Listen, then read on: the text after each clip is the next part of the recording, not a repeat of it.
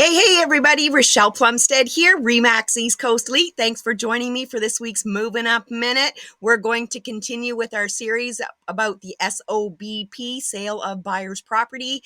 The last 3 weeks, we've covered the overview, the basic details, and from a buyer's perspective. So this one's number 4. We're going to go through from a seller's perspective. I invite you to look back through the other videos to get caught up.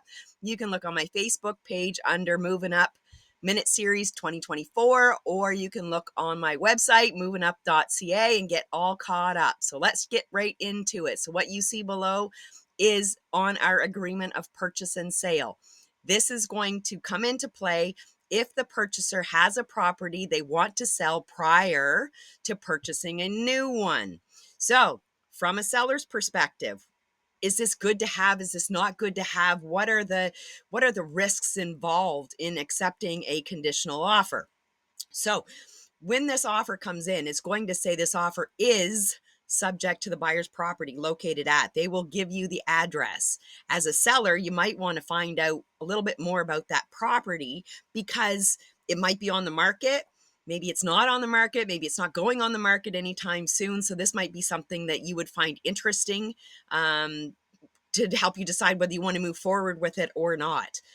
It is agreed and understood that the seller may continue to offer the seller's property for sale. This is really important. So unless you've negotiated otherwise, when you accept an conditional offer, it just kind of sits in the sidelines. Nobody knows about it. Your property is still being marketed by the listing agent on all of the websites that you've agreed to, all of the social media channels. It's still being shown.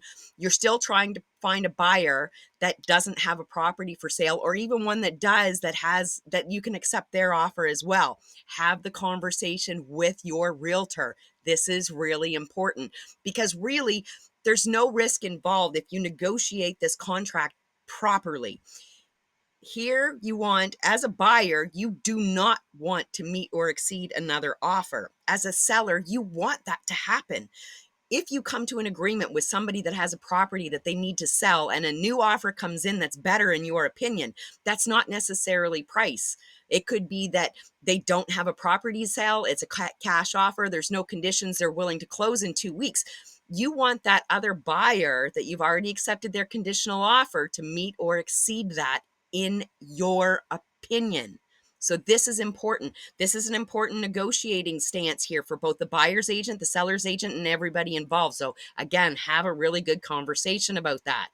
This D is just saying how long they will give you once they remove their conditions to close the property. So this again is something that's really important. If you need 30 or 60 days to get everything packed up and moved out, you need to make sure that you don't agree to 12 days here. So again, these are all really important things to have conversations with your realtor about. But in my opinion, having a number 3, having a sale of a buyer's property is not a bad thing.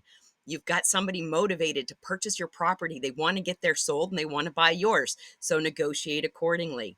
Hopefully this helps clear this up. Next week, I'm going to go through an overview all over again, just to recap everything that we've talked about. And hopefully this will help everybody moving forward because this is becoming way more common. If you're moving up, moving over, moving out, you've got questions, I've got answers. We will see y'all next week. Bye for now.